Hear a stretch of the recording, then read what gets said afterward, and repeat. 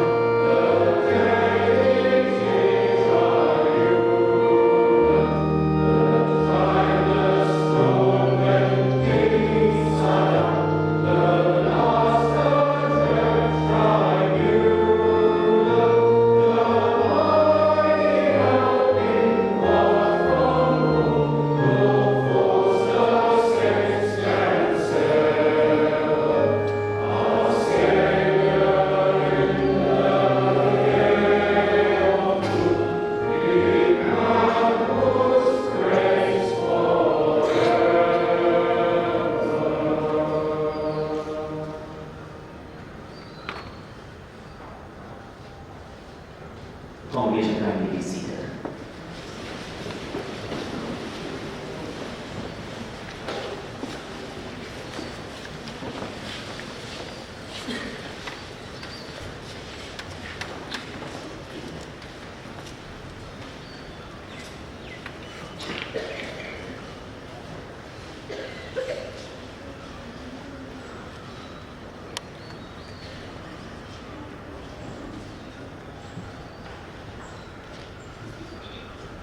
This reading is an extract from the Principal's address at the dedication service on March 3rd, 1935. During the dedication of the chapel, Principal's speech was part of the dedication service, and the reading is an extract from his speech. It is no accident that the great buildings of the world have been dedicated to religion. Cathedrals, churches, basilicas, temples, gardens, and mosques. The ages that brought them forth have been those which acknowledged in varying accents and with differing degrees of truth the supremacy of the spiritual. He would be a bold man who attempted to foretell what message this chapel will convey and how it will be interpreted 100 years hence. We may presume to believe that our descendants will not fail to detect some strands in the mentality of their ancestors.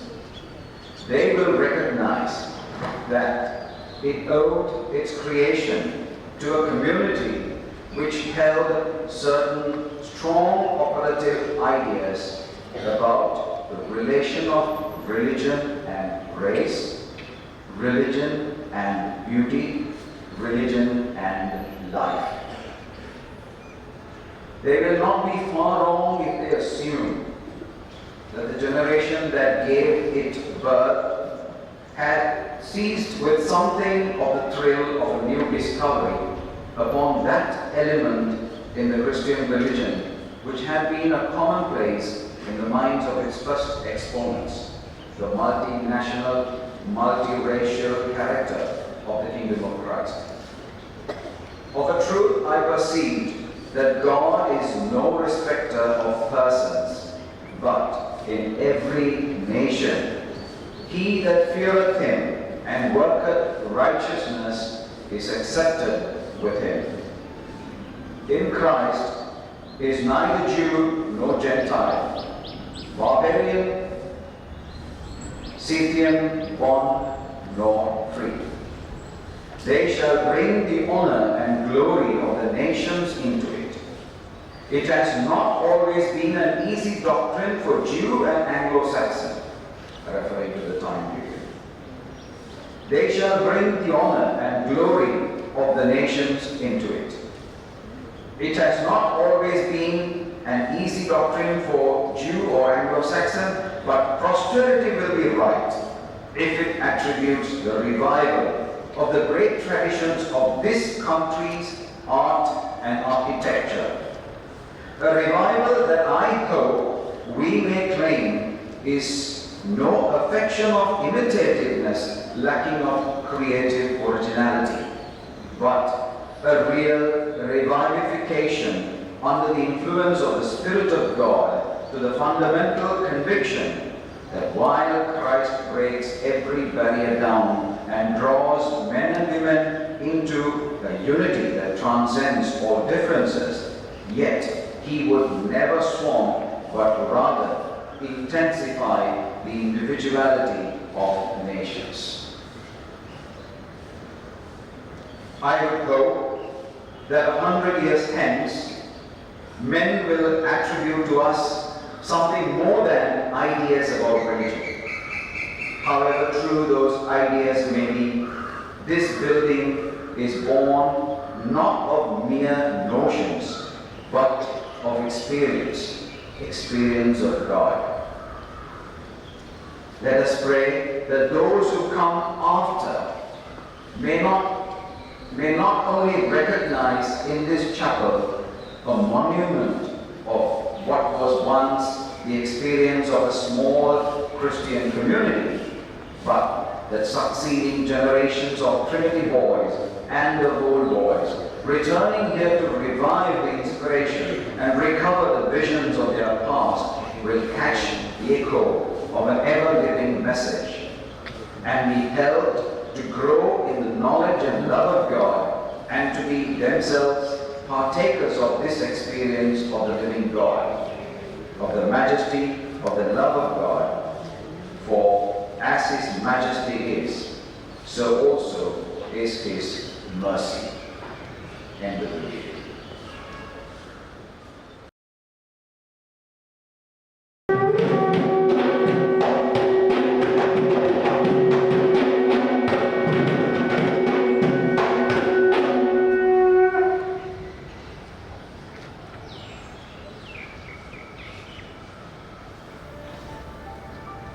In the name of the Most Holy Trinity, Father, Son, and the Holy Spirit. Amen.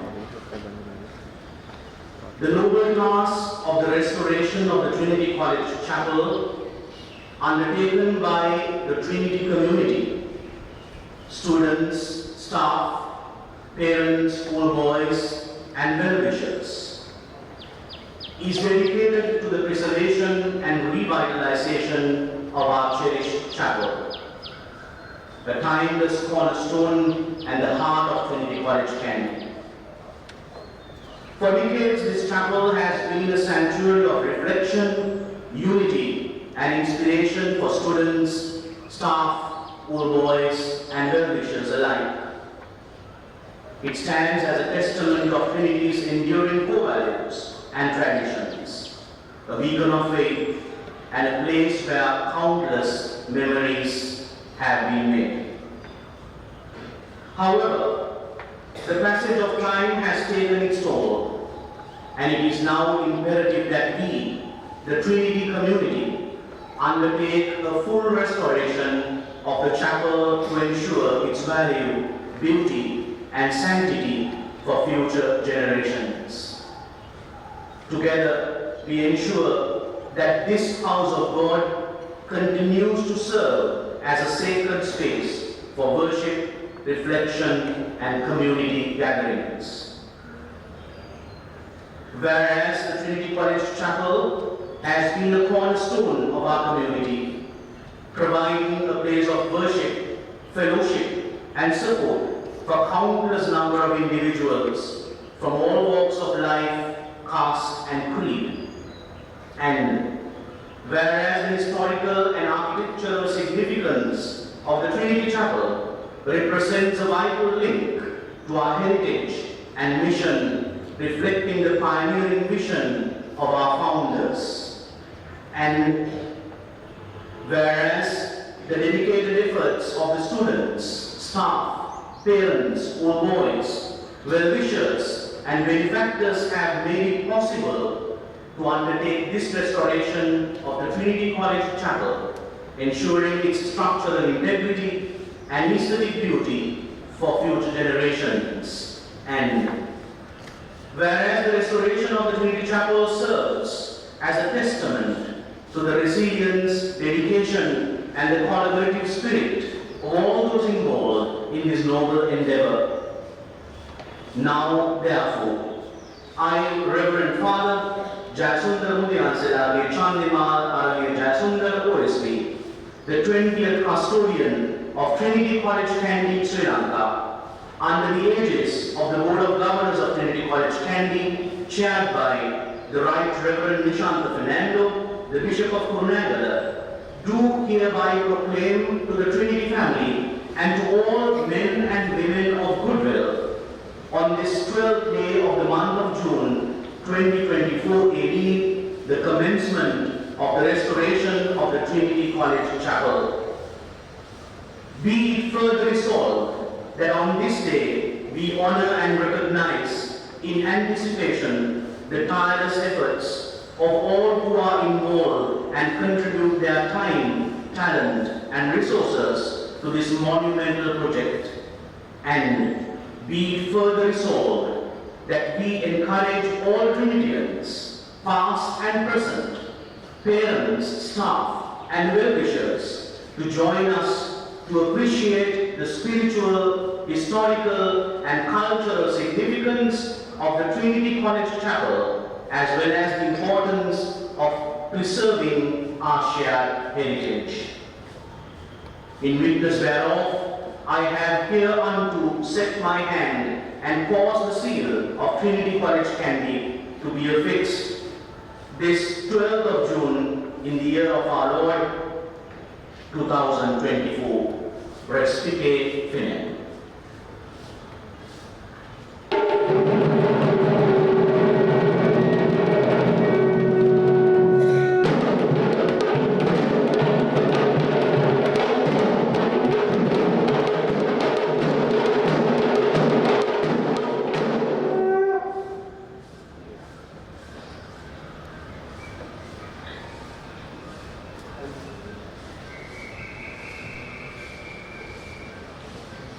While we stand, let us take the prayer card to our hands. This prayer will be our daily prayer during the restoration process of the chapel. I'll read the invocation, the first line, join me with the second line, and thereafter we will read together, we'll pray together the prayer underneath. Our help is in the name of the Lord, who created heaven and earth. Let us pray. Lord, the God of heaven, the great and awesome God, who keeps his covenant of love with those who love him and keep his commandments, let your ear be attentive and your eyes open towards the Trinity College Chapel, of which you said, my name shall be there, to hear the prayers of us, your servants, praying before you day and night. Hear the supplication of your people as we plead your grace upon this chapel. And when you hear, forgive the lapses of us, your servants, and prepare our hearts for restoration and conservation of all that is sacred, lovely, and precious. Look favorably on this chapel, the people and building that bear witness to your holy name, as things which have grown old are being made new, and all things are returning to perfection by the tranquil operation of your perpetual providence, when carrying out the work of restoration of your holy temple and house of prayer. O timeless and eternal Lord of mercy and grace, as you granted blessed skills to the hands of the craftsmen in creating this beautiful place that carries the boundless message of your love to the world, we raise our hands and hearts to your heavenly throne, imploring your divine wisdom, directive, sustenance, and the same blessings to bestow on our forefathers in fulfilling this undertaking of faith with the protection of your heavenly angels. In the name of Jesus Christ, our Lord and Savior. Amen. We will sum up our prayers by saying the Lord's Prayer.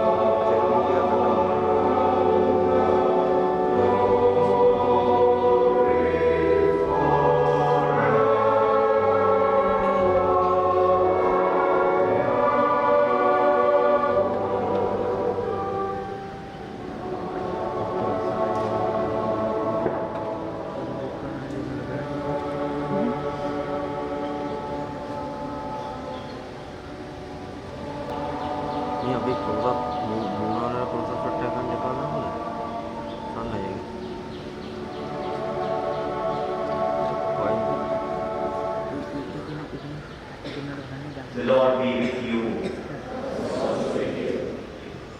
May God the Almighty pour out His favor upon you and fill you with His Holy Spirit.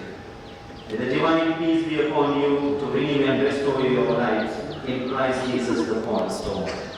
The blessing of God Almighty, the Father, the Son, and the Holy Spirit, bless, preserve, and keep you now and forever. Amen.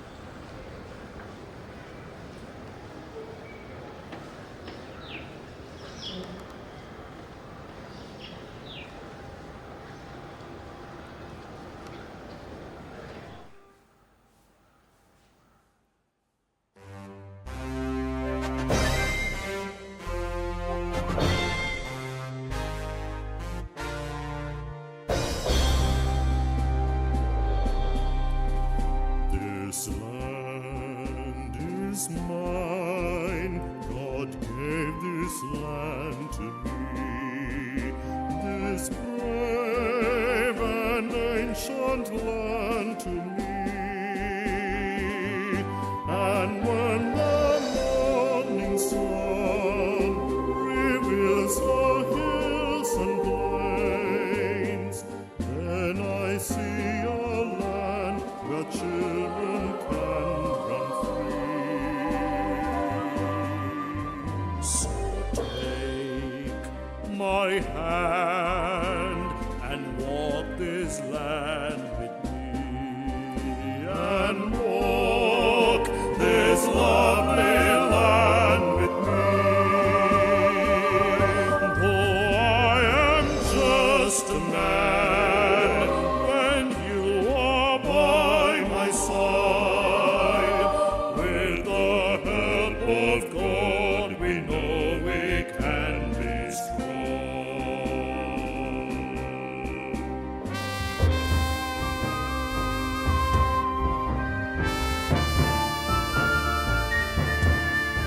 So take my hand and walk this land with me, and walk this golden land with me.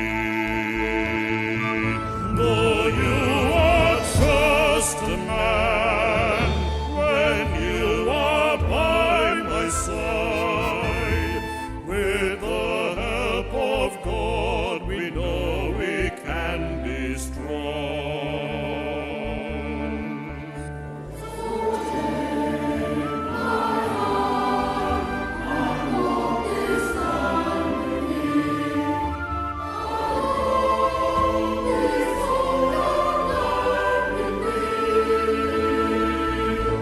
Though you are just a man, when you are by my side, with the help of God, we know we can be strong. To make this land a home, if I must fight, I'll fight to make this this land a